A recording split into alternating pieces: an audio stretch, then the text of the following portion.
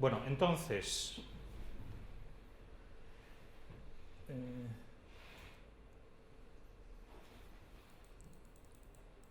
la traducción, porque dice cosas muy interesantes que nos van a servir.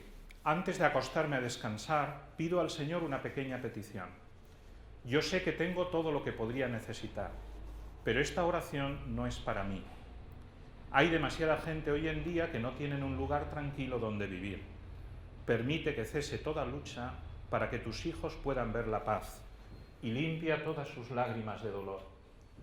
Y que crean en un día en que el hambre y la guerra pasarán, para que tengan esperanza en medio de la desesperación. Que sepan que cada gorrión tú lo cuentas, que tú escuchas cada clamor y cada oración. He subrayado algunas frases adrede. Permíteme siempre tratar de creer que podemos sanar los corazones que lloran. Por favor, ayúdanos a que no ignoremos los gritos de angustia de los pobres, o que el dolor nunca se irá. Padre, esta es la parte recitada. Padre, como ves, yo soy solo una niña, y hay mucho que me falta por entender. Pero si tu gracia me rodea, lo haré lo mejor que pueda. Te lo prometo, lo haré lo mejor que pueda. Ayúdanos a hacer tu voluntad, oh Padre, en nombre de todo lo que es verdadero. Ayúdanos a que podamos ver en el otro tu imagen amorosa. Ya iré contando alguna cosa más de Jackie, pero yo la descubrí gracias a esta canción, hace unos 2 años. Y es una canción que está compuesta por su tío, para ella. No hay muchas versiones, yo no la he visto en otras versiones, hay como algunas que veremos después, si hay otras versiones, ¿no? Bueno, hecha esta introducción, vamos con la primera parte, aspectos básicos de la oración cristiana. Entonces, el esquema de esta parte es sencillo. Vamos a intentar buscar primero un concepto de oración, qué es la oración, y de acuerdo con ese concepto veremos que hay 2 elementos fundamentales: escuchar a Dios y hablar con Dios. Entonces, estos dos primeros puntos, que los he titulado así, escuchar a Dios y cómo nos habla Dios, responden a la primera parte de la oración, el camino de Dios hacia nosotros. Y los siguientes al revés, qué decir a Dios y cómo hablar con Dios. Estos 2 corresponderían a la parte de nuestra hacia Dios. Y luego hay 2 puntos que son como corolarios, sobre los que volveremos en las otras 2 partes, que los he titulado no sé hacer oración, es una de las dificultades típicas de la oración, luego veremos otras más adelante, y el último, que lo he titulado con una frase que es del Papa Juan Pablo II, hasta el arrebato del corazón, es una pista de la última parte que veremos, es decir, del crecimiento de la oración hacia la contemplación. Bien, este es el esquema de esa parte que, como digo, suelo explicar en sesiones más breves, ¿no? Suelo intentar explicar todo esto. Vamos, pues, al concepto de oración. Entonces, para encontrar un concepto de oración, yo lo que he hecho es una especie de proceso histórico en 3 fases, 3 aproximaciones, porque coincide que históricamente se va como aclarando el concepto. Eso pasa con muchos temas teológicos, como casi todo en las ciencias humanas, ¿no? La primera aproximación está apoyada en los padres de la Iglesia. Y he puesto algunos ejemplos, sin pretender ser exhaustivo. Por ejemplo, Clemente de Alejandría dice: la oración es una conversación con Dios. Clemente es del siglo II. San Gregorio de Nisa, ya en el siglo IV. La oración es una conversación y entretenimiento del alma con Dios. San Juan Crisóstomo, que es una de las más citadas, la oración es hablar con Dios. Ya se va viendo la unanimidad, con términos más o menos parecidos. Por supuesto, en este caso el original es griego en los 3, ¿no? Pero las traducciones más corrientes traducen así: conversación, entretenimiento, hablar, y siempre aparece Dios, Dios, Dios. Eso está claro. Otros 3 padres de la Iglesia para completar esta primera aproximación. San Agustín: tu oración es un coloquio con Dios, casi otro término equivalente, aunque cada uno tiene su matiz, pero no me detendré ahora en eso. San Juan Clímaco: conversación y unión del hombre y Dios. Una observación, clímax en griego significa escalera, que es la escalera de Jacob. Este es San Juan Clímaco, y aquí está la escalera que sube y baja al cielo, que es la que vio Jacob en su sueño, ¿no? La utiliza como imagen para todo su libro, por eso el apodo este de Clímaco. conversación y unión del hombre y Dios. La última ya es un poco de puente con los que vendrán después. San Juan Damasceno, que es el último de los grandes padres orientales, ya hacia el siglo VII, VIII, dice: la oración es una elevación de la mente hacia Dios. Aquí ya hay unos matices nuevos, ¿no? Ya no habla solo de hablar, sino elevar la mente. Mente hay que entenderlo más bien como alma. Mens mentis se suele usar como equivalente a alma, o sea, no solo el aspecto cerebral, intelectual, sino toda el alma, todo el ser espiritual del hombre, ¿no? Que se eleva hacia Dios.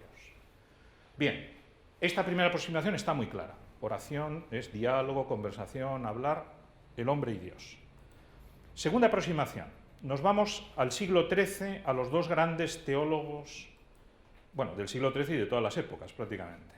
Santo Tomás de Aquino define la oración así: acto de la razón que aplica el deseo de la voluntad a Dios. Si alguien ha leído un poco de Santo Tomás, sin citarlo, habría adivinado que esto es de Santo Tomás. Es típica expresión suya. San Buenaventura, su colega y amigo, pero con sus matices.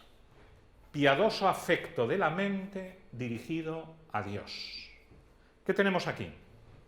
Los dos, aunque con acento distinto, porque Santo Tomás siempre pone más el acento en lo intelectual y San Buenaventura en lo afectivo, y se nota en el orden, acto de la razón que aplica el deseo de la voluntad de Dios, piadoso afecto de la mente, pero los dos lo que nos están diciendo aquí es que la oración es algo propio de personas, es decir, de seres racionales, que piensan y aman, que tienen entendimiento y voluntad.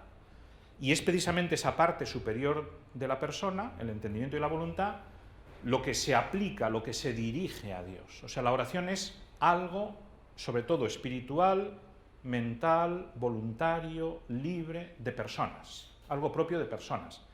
Aunque algo diremos también de cómo interviene el cuerpo en la oración, que interviene, pero no es lo esencial. Lo esencial de la oración es la parte superior del hombre.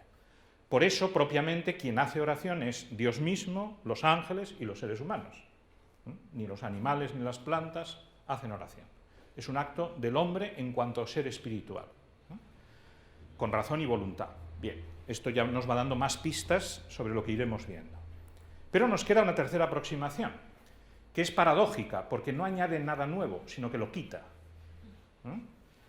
Y para esto me voy a apoyar en tres doctoras de la Iglesia, porque ahora hay una cuarta, pero todavía no tengo, ya buscaré una cita de la cuarta doctora, porque así queda más redondo. Pero bueno, de momento tenemos Santa Catalina de Siena, dice: el santo deseo, la buena y santa voluntad es oración. Santa Teresa de Jesús, una cita muy conocida: no es otra cosa oración mental, a mi parecer, sino tratar de amistad, estando muchas veces tratando a solas con quien sabemos nos ama.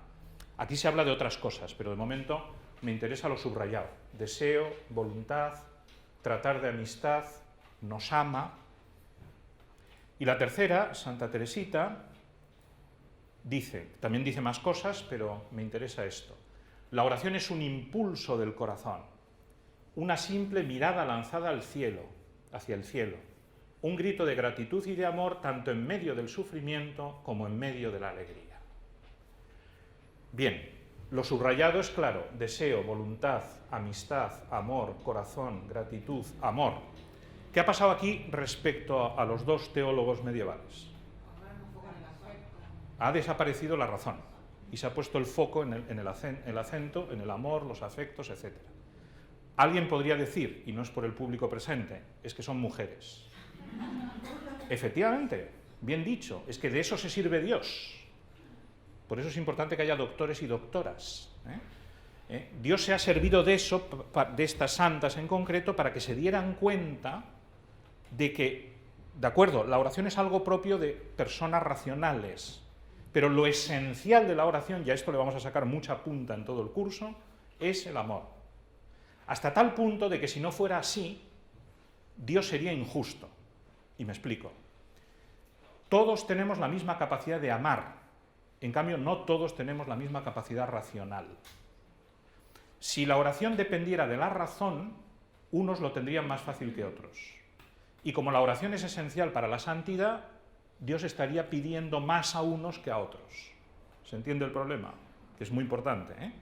Por eso, porque no es un problema de razón, sino de amor, pueden hacer oración y maravillosa los niños, sin uso de razón, los locos, y aquí siempre cito al padre de Santa Teresita del Niño Jesús, santo de la Iglesia Católica y que murió en un manicomio, santo canonizado que murió en un manicomio, o sea, es compatible la oración con la locura, cierro paréntesis, esto me daría para varias clases, pero de momento simplemente lo suelto. Quien dice locura dice cualquier enfermedad de cualquier tipo. Y también pues los que son tontos, perdón, ¿no? O sea, los que no tienen mucho nivel intelectual, que tantas veces nos dan auténticas lecciones de oración. Por tanto, la razón es importante en el sentido de que hay que ser humano, pero no es lo decisivo en el uso a la hora de hacer oración, como iremos viendo también con algunas consecuencias más tarde. Bueno, todo esto nos lleva a la definición en la que me quiero apoyar, que por otra parte la he tomado de Juan Pablo II. La oración, por tanto, la podemos definir como un diálogo de amor con Dios.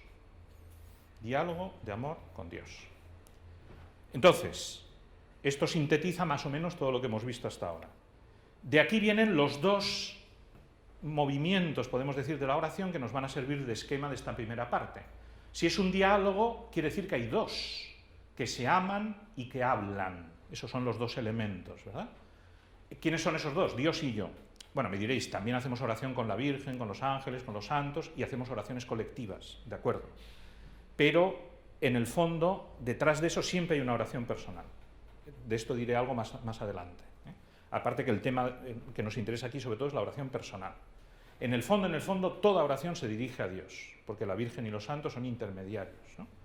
Y en toda oración se compromete la persona, aunque seamos muchos los que recemos juntos. En esencia, por tanto, efectivamente, es un problema de dos. Y si es diálogo, quiere decir que rezar consiste en escuchar a Dios y hablar con Dios. Si solo habla Dios y yo no le escucho, no hay oración. Si solo hablo Dios y Dios no me escuchara, no habría oración. Que puede darse, ya veremos un ejemplo muy conocido de eso. La oración necesita los dos elementos. Evidentemente esto es una división sistemática que ayuda a estudiarla. En la práctica están mucho más unidos, ¿no? Y a veces pueden ir juntos incluso, ¿no? Porque Dios puede hablar al mismo tiempo que nosotros, pero ayuda, como veremos, separar estos dos elementos precisamente para analizar lo que es la oración y para mejorar nuestra oración. Entonces, de ahí los puntos que van a venir ahora. Como he dicho, unos hacen referencia primero a la parte de Dios y otros a nuestra parte. Escuchar, hablar. Bien, esto parece muy elemental, pero de hecho tiene más profundidad de lo que parece. Vamos con lo primero, escuchar a Dios. Aquí hay una primera idea fundamental. Empiezo por esto porque Dios es el que tiene la iniciativa en la oración. Más todavía, como he puesto aquí, la oración es un don de Dios. Si Él no hubiera empezado a hablarnos y nos hubiera dado la oración como don, nosotros seríamos incapaces de rezar, porque seríamos, entre otras cosas, incapaces de conocerle, y mucho menos de amarle. Todo proviene de una iniciativa divina. Por eso el orden teológico, lógico, es primero hablar de Dios y luego de nosotros. Si no, no se entiende bien lo que es la oración. Primera cita del Catecismo, que habla sobre esto, el número 2670, citando a San Pablo. Nadie puede decir Jesús es Señor sino por influjo del Espíritu Santo. Es la cita de San Pablo, por eso he puesto aquí Pentecostés, ¿no? Cada vez que en la oración nos dirigimos a Jesús, es el Espíritu Santo quien con su gracia preveniente nos atrae al camino de la oración. Como casi todo el catecismo está muy pensado y muy medido, Por una parte, cada vez, es decir, no es que solo en su origen la vida cristiana Dios nos ha dado el don de la oración, sino cada vez que empiezo Padre nuestro, Jesús mío, por la señal, cada vez es el Espíritu Santo el que me está moviendo. Hay un don concreto en ese momento. Y además nos dice que es gracia preveniente, o sea, que está antes de. Luego también nos acompaña y nos ayuda, también esto lo veremos, ¿no? Pero ahora me interesa sobre todo subrayar que eso viene antes. Y dice nos atrae al camino de la oración, porque la oración es libre. El Espíritu Santo atrae, pero uno puede no hacerle ni caso. Sobre esto también iremos volviendo, ¿no? No fuerza a nadie a rezar, pero sí nos está continuamente atrayendo a la oración. Por tanto, es don en este sentido, ¿eh? Este sentido que podemos decir sentido fuerte, ¿eh? Es un don de Dios la oración.